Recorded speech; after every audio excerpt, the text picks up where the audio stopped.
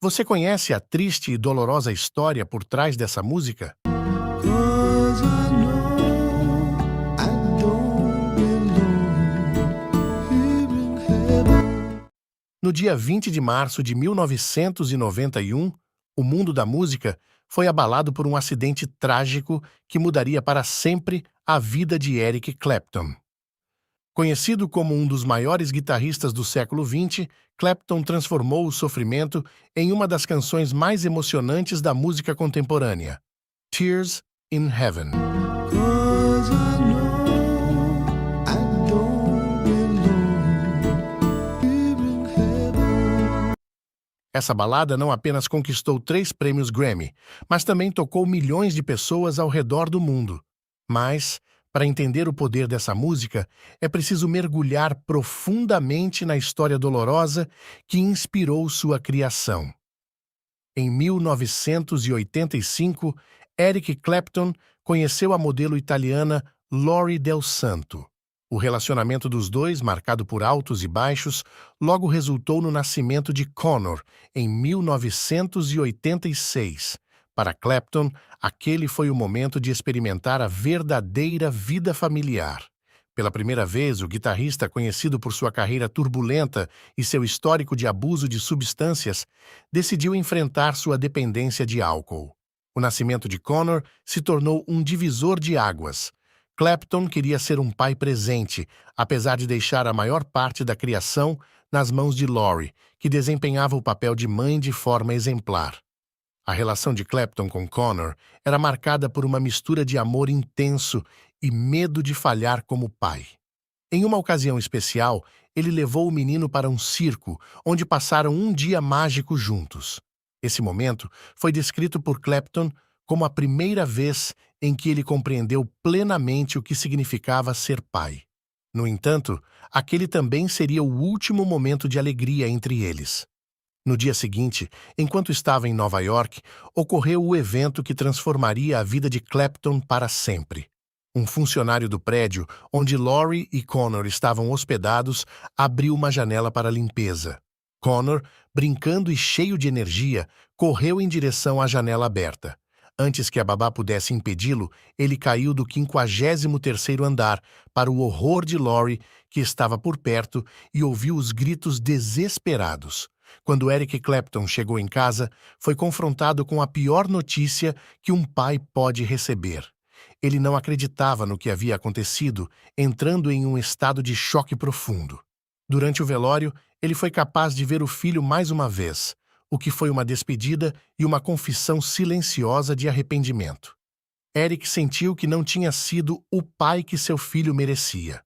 Pouco tempo depois, ele recebeu uma carta que Conor havia escrito para ele antes do acidente, onde o menino expressava o quanto sentia falta do pai quando ele estava ausente. Clapton admitiu mais tarde que, se ainda estivesse bebendo na época, provavelmente teria sucumbido à dor de maneira irreversível. Após a morte de Conor, Clapton se isolou em uma casa alugada em Antigua, onde passou um ano quase sem contato com outras pessoas, dedicando-se apenas ao seu violão. A música se tornou seu refúgio e forma de terapia. Escrever e tocar era a única maneira de lidar com o luto que o consumia. A partir dessa dor, nasceu Tears in Heaven, uma balada que expressa toda a tristeza, culpa e o vazio da perda. Clapton descreveu o processo de composição como uma forma de acender a superfície de sua própria dor, emergindo lentamente de um abismo emocional. Quando ele finalmente voltou aos palcos, a interpretação de Tears in Heaven foi uma catarse. A música se tornou a mais bem-sucedida de sua carreira, e seu impacto é sentido até hoje, mais de 3 décadas após o ocorrido. A história de Clapton é marcada por tragédias desde muito antes da morte de Conor. Quando era ainda um pré-adolescente, ele descobriu que as pessoas que acreditava serem seus pais eram, na verdade, seus avós, e que a mulher que pensava ser sua irmã mais velha, Patricia, era sua mãe biológica. Patricia tinha apenas 16 anos quando engravidou de um soldado canadense que servia na Inglaterra durante a Segunda Guerra Mundial. Essa revelação causou um choque em Clapton, que se tornou um jovem introspectivo. Mas aos 13 anos, encontrou refúgio na música quando viu Jerry Lee Lewis tocar Great Balls of Fire na televisão. But what a thrill! Goodness gracious, great balls of fire! A partir daquele momento, a música se tornou sua paixão. Aos 21 anos, Clapton já era uma lenda, conhecido mundialmente como o guitarrista da banda Cream, mas o sucesso não trouxe felicidade. Na década de 1960, Clapton se envolveu com heroína, e como se isso não fosse suficiente, apaixonou-se pela esposa de seu amigo próximo, George Harrison, dos Beatles. Pattie Boyd, a mulher em questão, foi o centro de uma disputa emocional entre os dois músicos. Clapton chegou a compor a icônica Layla para Pattie, mas, mesmo após um embate musical improvisado entre ele e Harrison, ela permaneceu com o marido por algum tempo. Clapton, por sua vez, afundou ainda mais nas drogas. Nos anos seguintes, Clapton enfrentou uma batalha constante contra seus demônios internos. Em 1976, ele teve um colapso público durante um show em Birmingham, onde fez comentários racistas que impactaram negativamente sua carreira. A reação foi imediata, com o surgimento do movimento Rock Against Racism, que se opôs às suas declarações. Anos depois, Clapton pediu desculpas, afirmando que suas palavras foram ditas sob influência de álcool e drogas. Nos anos 80, após lutar contra seu vício em heroína e álcool, Clapton finalmente encontrou a sobriedade. Embora seu casamento com Pattie Boyd tenha terminado, a chegada de Connor o motivou a permanecer longe das drogas.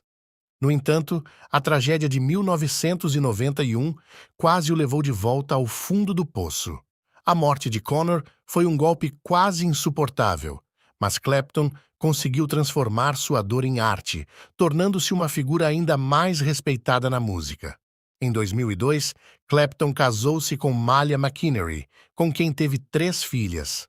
A partir daí, encontrou a estabilidade familiar que sempre desejou. Ele descreveu sua nova vida como tranquila, longe do caos que caracterizou seus anos mais jovens. A música ainda está presente em sua casa, mas agora ao lado de sua família. Nos últimos anos, Clapton enfrentou novos desafios. Em 2016, foi diagnosticado com neuropatia periférica, uma condição que causa dor e falta de coordenação, especialmente nas pernas. Em 2018, revelou que sofre de perda auditiva e zumbido nos ouvidos. Apesar dessas dificuldades, Clapton não tem planos de se aposentar, afirmando que continuará tocando enquanto seu público desejar vê-lo nos palcos. A vida de Eric Clapton é uma mistura de glória e tragédia. Suas experiências de dor pessoal o tornaram um artista profundamente expressivo, capaz de transformar o sofrimento em músicas que tocam o coração de milhões.